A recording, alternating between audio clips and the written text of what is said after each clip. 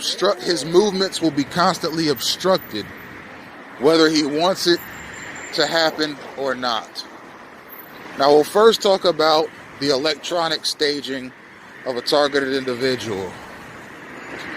The electronic staging of a targeted individual happens through that person's mobile device, their cellular phone or smartphone. All cellular and smartphones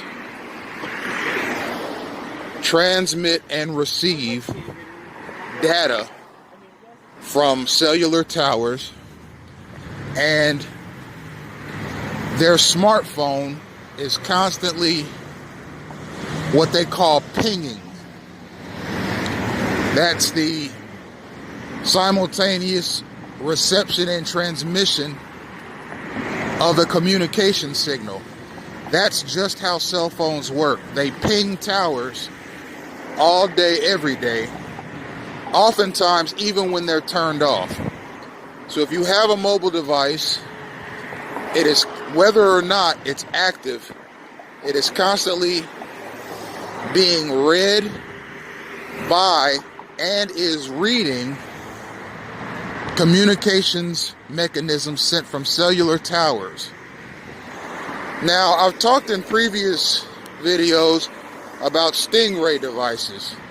Stingray devices are used by military, law enforcement, and semi-law enforcement agencies. And what stingray devices do is they mimic cellular phone towers, so military, law enforcement, and semi-law enforcement agencies constantly have the whereabouts of a specific target. Now, these stingray devices, as far as I know, have a mixed legacy. There are some in the military, law enforcement, and semi-law enforcement community, as well as the general community, that like the idea of stingray devices being used on U.S. citizens, and there are others in these same communities that don't like stingray devices being used on U.S. citizens.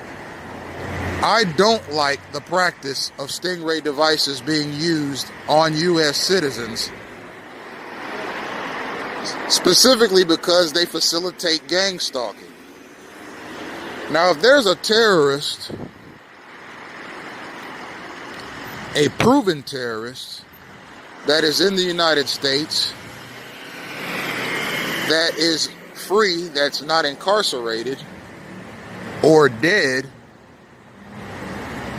and it has been proven that this person has the capacity and the will to carry out terrorist activity in the United States, then every mechanism available to military, law enforcement, and semi-law enforcement agencies to stop that terrorist should be used, and that includes the usage of stingray devices.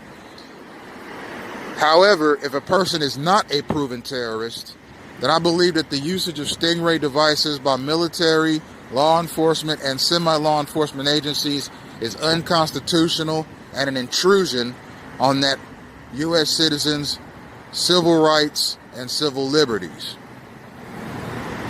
Now, stingray devices are a part of the staging process, as are cellular towers in general.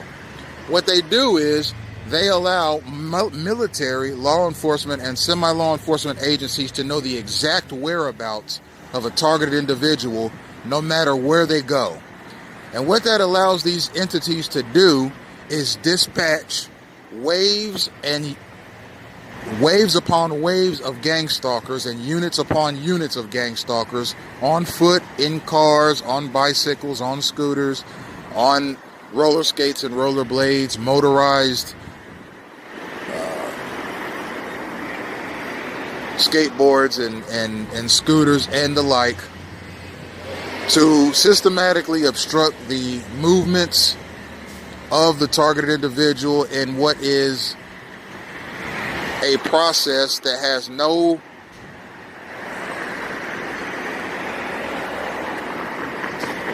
purpose other than to frustrate and annoy and irritate the targeted individual. Now, the physical staging of a target is the perpetual blocking in of a targeted individual as they move. For example, if you look at my surroundings right now, whether I go north, east, south, or west, I'm going to run into a number of people that are strategically placed around me. That allows for the gang stalking process to commence no matter what street I turn down or regardless of the general direction that I decide to walk in. Now, I've said in previous videos that gang stalkers, namely the ones that are on foot and in cars and are just generally traveling on the sidewalks or streets, may or may not know that their actions obstruct the movement of a targeted individual. They are working off of cues. They're moving off of cues. They're reading signs and symbols that have been pre-relayed to them by gang stalking entities. Now, for example, we'll look at an example of the systematic staging of a targeted individual. Let's say a targeted individual every morning gets up at 6 a.m. and goes to Starbucks for a cup of coffee, a dark roast.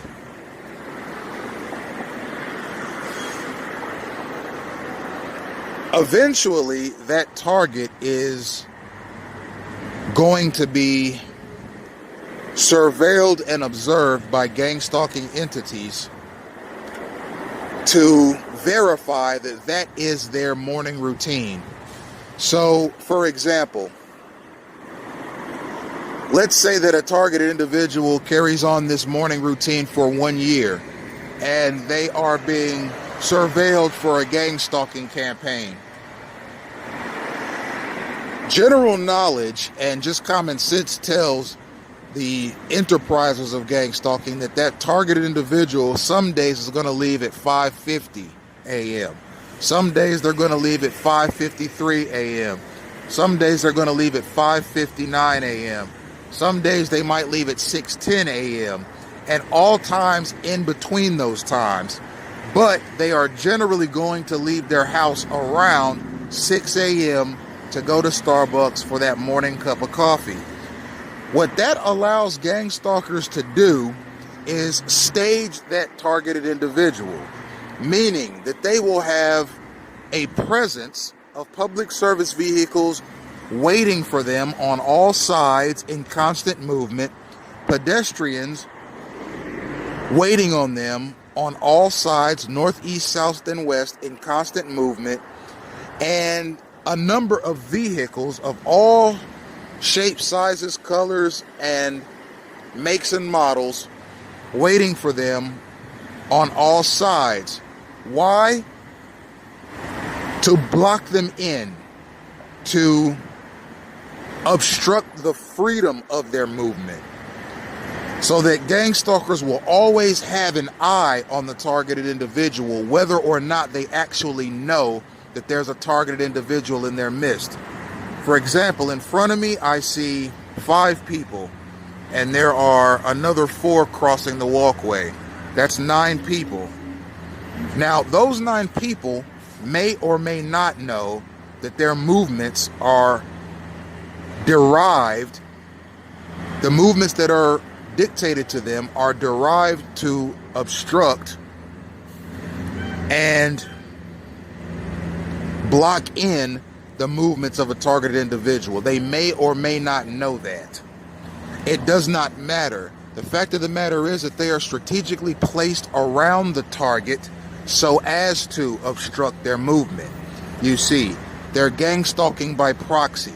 They may not know what they're doing is obstructive, but what they're doing is obstructive, not by their own doing, but by the doings of the gang stalking entities that are directing them. You see. So That's how staging works.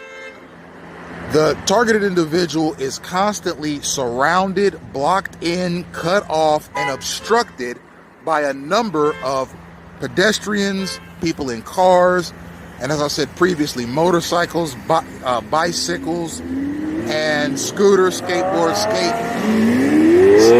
rollerblades, and the like. And it's meant to, in many ways, take possession of the targeted individual. As we see another public service vehicle pass, you see, it's meant to systematically control the movements of the targeted individual. The targeted individual can never walk freely.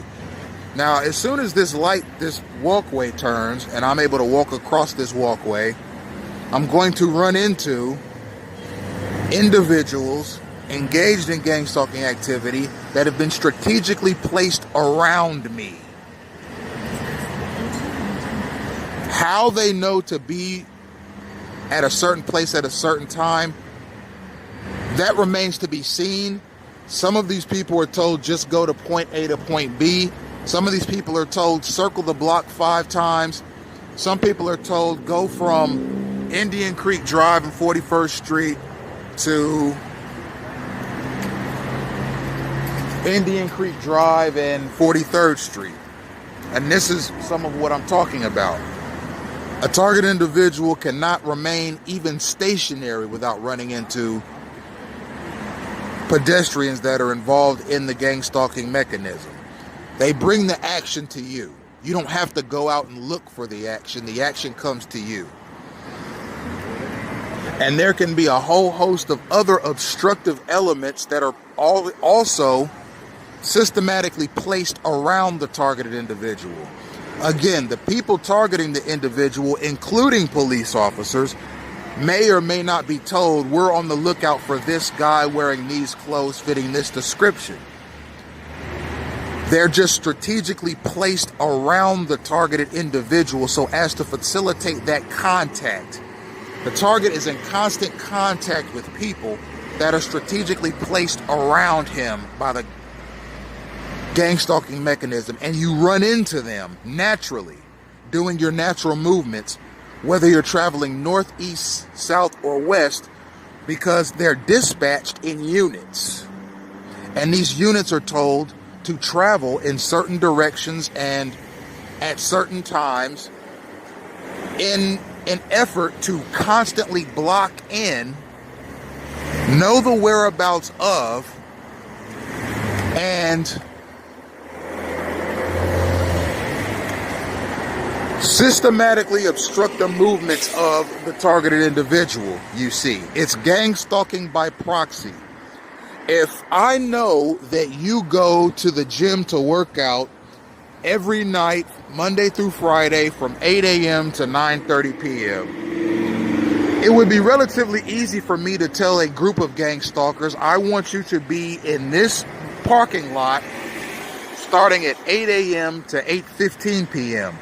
Then I tell another unit of gang stalkers, I want you to be at that gym, that same gym parking lot from 8:30 p.m. to 8:45 p.m. And then you can leave. And then I tell the next unit, I want you to be at that same parking lot from 8:45 p.m. to 9 p.m. And then tell the next gang stalking unit, I want you to be in that same gym parking lot from 9 p.m. to 9:15 p.m. And then I tell the final unit, I want you to be in that parking lot from 9:15 to 9:30 p.m. That way I have gang stalkers around that targeted individual from the time they get there to the time they leave. They don't know that they're targeting a person, but their actions and movements obstruct and harass that target because they have specific things that they are allowed to do and say, specific movements they're allowed to make, specific gestures they're allowed to take. And then I do the same thing inside the gym. I tell one wave of gang stalkers, go to this particular gym from 8 a.m. to 8:30 a.m., work out on these machines, and Just be on the lookout for anyone that looks overly irritated or embarrassed. Right? So now you have people on the outside of the gym and on the inside of the gym that are systematically placed there so that the targeted individual will run into them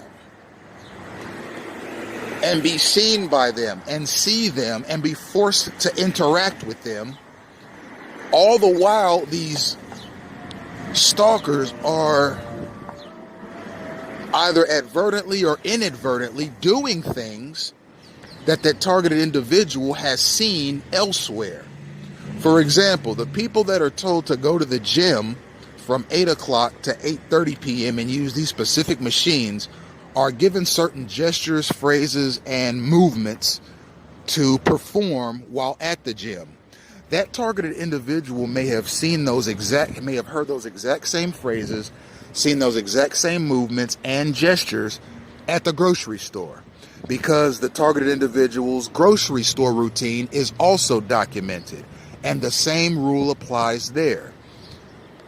The gang stalkers at the top, the ones that orchestrate the thing, tell the street level gang stalkers, be at this grocery store parking lot from this time to this time, then you can leave.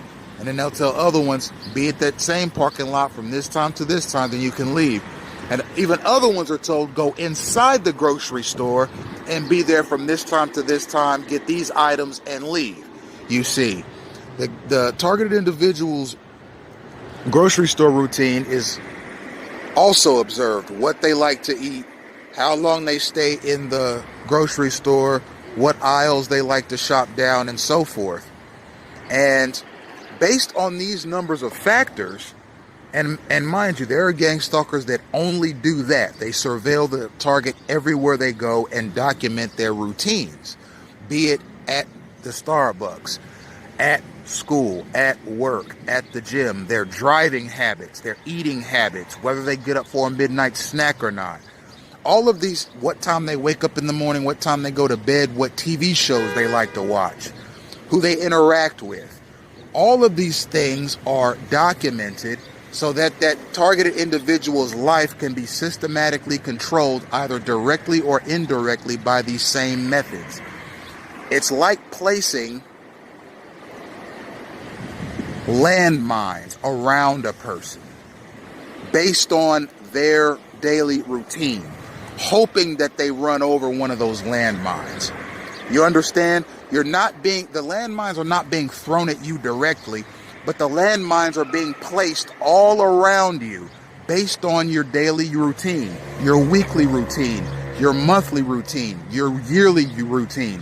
Where does he celebrate Thanksgiving? Where does he celebrate Christmas? Where does he celebrate New Year's? Where does he celebrate Valentine's Day? Where does he celebrate Easter? Where does he celebrate his birthday? Where does he celebrate on these special occasions and holidays and those special occasions and holidays? You see, and I also said in another video that there are times where jaywalking is safer than actually waiting on the... I hope I got it on tape, but that was a police vehicle. It had its lights on.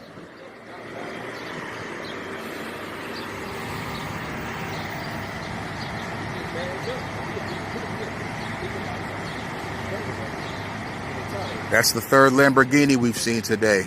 I love Lamborghinis. I think they're some of the hottest cars on the road. Is it a coincidence? Maybe. Is it not a coincidence? Maybe.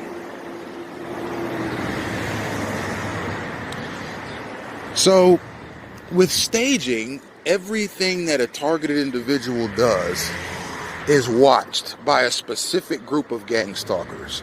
The original gang stalkers, the ones that document how their disposition is. Are they an easygoing person? Are they a fidgety person? Are they an easily agitated person? Are they a hot-tempered person? A person's gang stalkers will change based upon their personality traits. A person's gang stalkers will change based on their religion. Is he a Muslim? Is he a Jew? Is he a Christian? Is he an atheist? Does he worship Jupiter? Does he worship Mars? Does he worship Satan? Is he a witch? Is he spiritual but not religious? Is he religious but not spiritual? Is he a pagan? Does he worship nature? All of these things can be found out about a person during their surveillance period and used to select who will be around him constantly. Does this person have a criminal record? Does this person not have a criminal record? Is this person prone to committing crimes? Is this person not prone to committing crimes? All of these things are taken into consideration when selecting a targeted individual's gang stalkers. Are they on social media? Are they not on social media? What kind of social media presence do they have? What kind of jobs has he had in the past? What is his educational background? All of these things. Does he marry? Has he ever been married? Does he have kids? Are they boys? Are they girls? Has he ever played sports? What are his favorite athletes? What are his favorite movie stars? What are his favorite TV shows, etc.? All of these things are taken into account when selecting who will surround a targeted individual. It's a very intensive process, and it takes years of surveillance before a person finds themselves in a full-blown gang stalking campaign. I am in a full-blown gang stalking campaign, and I believe I've been in this campaign in a full-blown fashion since I was 16. By that time in my life, I had exhibited enough of my personal character, likes and dislikes, for gang stalkers to know how to target me and stage me. Furthermore, I had my driver's license at 16, so they were able to introduce the police harassment aspect of gang stalking. And I have actually uploaded to Twitter all 32 traffic citations I've received since I was 16. And they're all the result of gang stalking activity involving police officers. So you see, there's an observation period of many years that takes place. And gang stalking evolves too. My gang stalking has changed drastically from the time I was 16 to now. I'm 33, will be 34 on May 24th, 1985, which is also, ironically, or you could say it was gang stalking activity, the date of my next court appearance, which was the result of gang stalking / police harassment. I hope the charges will be dropped against me. I expect that the charges will be dropped against me because I have no criminal record and I have furnished proof of my character, reputation, and intentions concerning the night in question to the court. So there's nothing further to argue. Anyhow, my gang stalking has evolved. It is an adaptive process. Its aim is to take a person out of society, either by institutionalization, prison, or the grave. And it is done by this constant irritation / obstructive mechanism that the targeted individual has to always encounter, no matter where they go. And again, the people doing it, they're just taking cues. They don't know that they're actually stalking somebody. But one thing I can say about gang stalkers is that they are rude. They're rude, they're snobbish, they're stuck up, they're obstructive, and they always seem to be looking to get somebody into trouble, namely by calling security or law enforcement mechanisms on that person, even for the silliest, pettiest, minute reasons.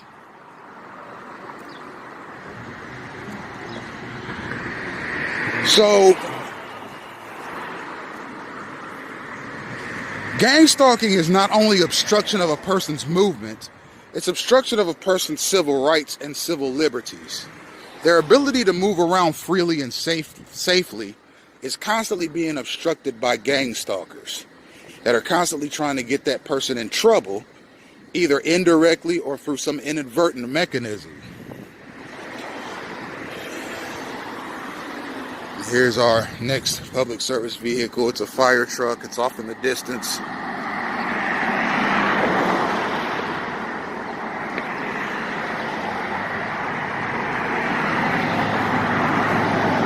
Now, public service vehicles follow the same cues as street-level gang stalkers. Be at this location, at this time, for this amount of time. And it's based upon the targeted individual's movements. They want the targeted individual to see public service vehicles.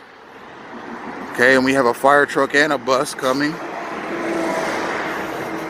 They want the targeted individual to constantly be in the presence of public service vehicles so that that person will associate the gang stalking harassment tactic with the government. They want the targeted individual to feel like they are outgunned, outmanned, outclassed, and out-resourced. Because the same mechanisms that are being used by the gang stalkers at the street level are being used by the local, state, and federal government. You see, it's to create a sense of hopelessness and despair in the targeted individual, and it will create that sense of hopelessness and despair if you do not do your research on these kinds of programs and how they operate, why they operate, how they are exposed, and how they are dismantled. So it's fairly easy to put gang stalking into context when you experience it every day and when you research it.